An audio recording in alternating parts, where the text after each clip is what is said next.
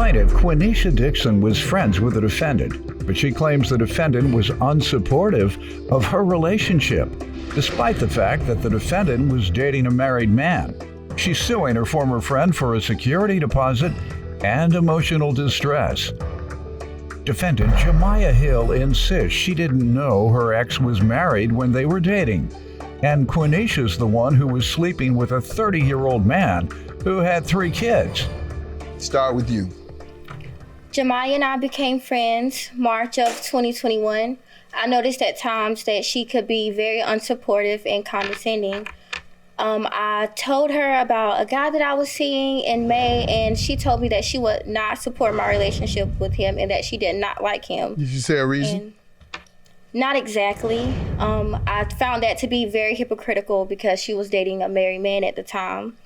Also, I told her... Maybe that was the problem. Yours wasn't married? No, sir. Oh, well, maybe that was the problem. Friends want to be, what they call in the Bible, equally yoked. Y'all want to do the same things. She wanted you to date a married man, and so you wouldn't, so you ain't no good. Well, also, I told her that I plan to stop smoking marijuana, and she told me that I would fail, and I proved her wrong by not smoking marijuana since June 30th of 2021. Oh, you're going straight to heaven. Your Honor, that's a lie. No adultery, no more weed. Yeah. You drink? Well, drinking is legal too, but... Not really. Not really my thing. Yeah. You don't need this. Put this away for this case. Okay. She's straight. I used to have my Bible so I could save folks' souls. But you already saved. You're going to be like Elijah. Isn't he the only one to go to heaven without dying? In the Bible? You don't know your Bible? I'm still learning. Well, you might not make it like I thought then. All right. Having fun with you, but glad to hear you have those type of values. Those sound like values that will lead to a lot of personal success. Thank you, sir. So keep you out of trouble at the very least. You make bad decisions sometimes when you smoke marijuana. Some people drive when they have smoked marijuana. Bad decision. And so you're avoiding perhaps some bad decisions you would make.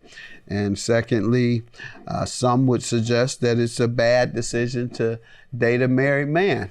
And most people believe that to be the case. And so you're avoiding that headache once you tell him to leave his wife, and then they get into that argument. So you don't have to deal with all that. She might not either. You might have been talking about this woman and it's not true. Also, I told her that I plan to stop smoking marijuana, and she told me that I would fail, and I proved her wrong by not smoking marijuana since June 30th of 2021. Oh, you're going straight to heaven. Your Honor, that's a lie. No adultery, no more weed. Defendant Jemiah Hill is being sued by her former friend, who claims Jemiah was unsupportive of her relationship, despite the fact that she was dating a married man. Let me start with you. Get back to you. Well, get to you now. So I met Quenisha, well, we've known each other for about 2 years, but we got close in March. Upon us becoming friends, I learned of her living situation and that she had cheated on her boyfriend and became homeless. And I just wanted to help her out, so I got her a job. She ended up getting fired from that job for not showing up to work. I got her another job that she's also on the line for.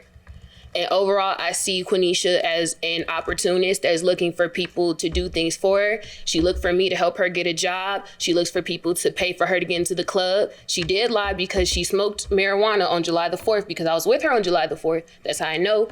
Also, she just looks for people. She didn't say when she stopped. She stopped this morning. She said she stopped June 30th. That's a lie. Did you say that? Yes, sir. Oh. But I don't... I can't remember because I smoked too much marijuana, so my memory's gone. I can't remember what a fellow marijuana smoker said. No, I'm just kidding. It would be legal if I did, so y'all be quiet. Go ahead. But I met her. Did you want to respond to any of the allegations she made about first you? First off, the allegation that I didn't know he was married. I found out he was married 6 months into the relationship, and when I found out he was married, we were no longer together. She decided to keep seeing him because it made her happy. This come from the same person that was having sex on my roommate's floor in my house. I did. Because you saw the opportunity to have sex with a 30-year-old man. That is also my man that I'm dating. They ain't gonna let you in for that. Well, I'm dating him currently. Peter gone, and that who at the door? Yeah, gates. He's at the gate. He's at the gates. Yeah. Peter? Yep. St. Peter? Yep. Yeah, don't tell him that. No. Don't tell him that. And you got a video monitor right there. Just presses play. And they show what you did? Yeah. You can't get around it. Yes, sir. Peter got you on tape. St. Peter got you on tape. That's horrible, because we're talking about sex. So when you got me saying St. Peter got her on a sex tape, stop. That is nothing to play with. Right. Forgive me. Forgive me too, Lord. Yeah. I'm going the other way. I want to get my mind right. You ain't getting me in trouble with the Lord. Just saying, you did that. That is true, Your Honor. Okay, well, keep praying. Peter might understand. Security deposit. How does she owe you for that? I gave her 2 payments for the security deposit to move into the apartment. She told me that she would give that back the following Thursday. After she told me that she was pregnant and that she would need my room for a nursery, and I decided not to move in. You had given her the deposit. Yes, sir. And then the day before move-in, she told me that she was pregnant and that she would need my room for a nursery and that I would have to find somewhere else to stay in a few months. And you had given her how much? $780. What do you say to that, ma'am? No, that's true, but she's not letting on to the whole story. I let Quenisha know that I was pregnant through text. I said, how would you feel about moving in with your cousin in a few months? And I would need your room for a nursery. How long before she gave you the deposit did you tell her? She gave me the deposit about 2 weeks before, and then I told her. Oh, you told her after she gave you her money. Yeah. Okay. But I still planned on her moving in if she still wanted to. But it was, hey, just letting you know, because I don't think that 21-year-old. I'm altering the terms of the lease, right? Yeah. After I've gotten your money, I'm changing the terms. After she gave me her money, we were scheduled to move in, like had the U-Haul ready. We were supposed to move in. Having a conversation with her, let her know that I was pregnant and that I might need her room for a nursery. That was not terms of me kicking her out or telling her that she couldn't live there. I just was trying to be considerate and didn't think that she would want to live with somebody who was pregnant or living in a room with a crying baby in the other room. Like, you did all that after you took her money. Defendant Jemiah Hill is being sued by her former friend, who claims Jemiah was unsupportive of her relationship, despite the fact that she was dating a married man. And your emotional distress is for what? She told me this literally the day before move-in, so that left me frantic, and I didn't know where I was going to stay.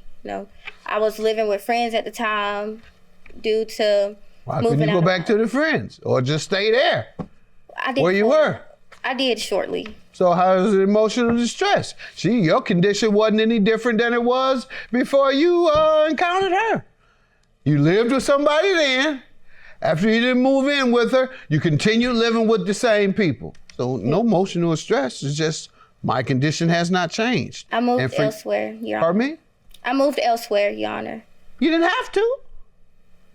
So she didn't do anything to you other than take your money, and she's going to give that back. Ma'am, you changed the terms of the tenancy. That's what happened. If you'd have told her that before getting her money, she may not have done it. If you'd have told her, okay, you can stay here, and in 3 months you got to get out, she wouldn't have given you her money, probably. I was giving her at least 9 months in the apartment, which is almost a year. She didn't say that through the messages, and I also have... She just told me what she said, so I don't know what she thinks. I don't know whether she don't think I heard her. You just told me what you said to her. Judgment for the plaintiff, minus your emotional distress. I'll grant you the deposit you put down. She changed the terms after getting your money. $780 is your judgment. Have a good day.